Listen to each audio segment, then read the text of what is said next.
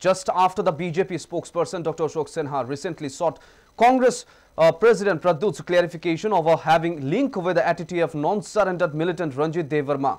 Maharaja Pradyut Dev Verman, the Congress state president, on Friday evening talked tough on BJP and challenged Dr. Sinha to lodge FIR against him rather than moving to Election Commission of India. Look into this. রঞ্জিত দেববর্মা নামে একজন মানুষ, তিনি ATTF এর self styled commander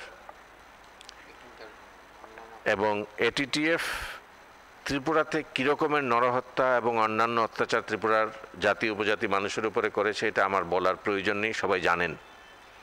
শুধু একটা কথা মনে করিয়ে দিই, ত্রিপুরার অনেক উগ্রপন্থী নেতা বা কর্মী আত্মসমর্পণ করেছেন, রাষ্ট্র তাদের ক্ষমা করেছে, আমরাও তাদের মাফ করেছি, তাদের মেইন স্ট্রিমে আসার জন্য সুযোগ করে দিয়েছি যাতে দেশে শান্তি ফিরে আসে।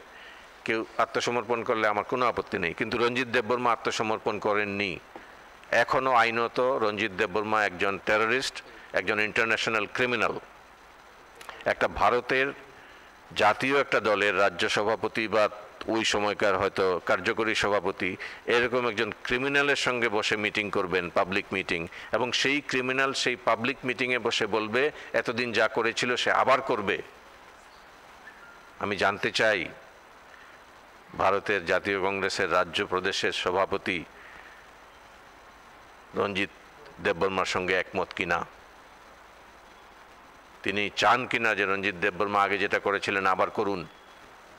আমি কংগ্রেসের যারা কর্মী, যারা সমর্থক, তাদের কাছে জানতে চাই আপনারা কি চান রঞ্জিত দেববর্মা আবার তার এটিটিএফ এর কাজকর্ম করবে বলছে, সেটা আপনারা ওয়েলকাম করেন কিনা, আপনারা এরকম কাউকে সমর্থন করবেন কিনা। मैं चैलेंज करता हूं, this is the media right here, मैं चैलेंज करता हूं इलेक्शन कमीशन को कंप्लेन मत दो। क्या बोला है कि महाराज उग्रपंथी के संग मिलता है। आज जिस परिवार ने त्रिपुरा को, मेरी नानी ने, मेरे पिताजी ने त्रिपुरा को हिंदुस्तान को दिया, और आप हमारे ऊपर अक्यूज करते हो कि हम उग्रपंथी से मिलते हैं। जिससे भी मैं मिलता हूं खुल्लम खुल्ला मिलता हूं, मीडिया के सामने मिलता हूं। आप जैसे लोगों से नहीं जो सर्किट हाउस में मिनिस्टर के क्वार्टर में रात के 10:30 बजे के बाद वो आते हैं, आप पैसा देते हैं और बोलते हैं चुपचाप से हमको मदद करो। मैं ऐसा आदमी नहीं हूं, मिला हूं तो खुला दिल से मिलता हूं। और अगर आपको प्रॉब्लम है तो इलेक्शन कमीशन के सामने मत जाइए।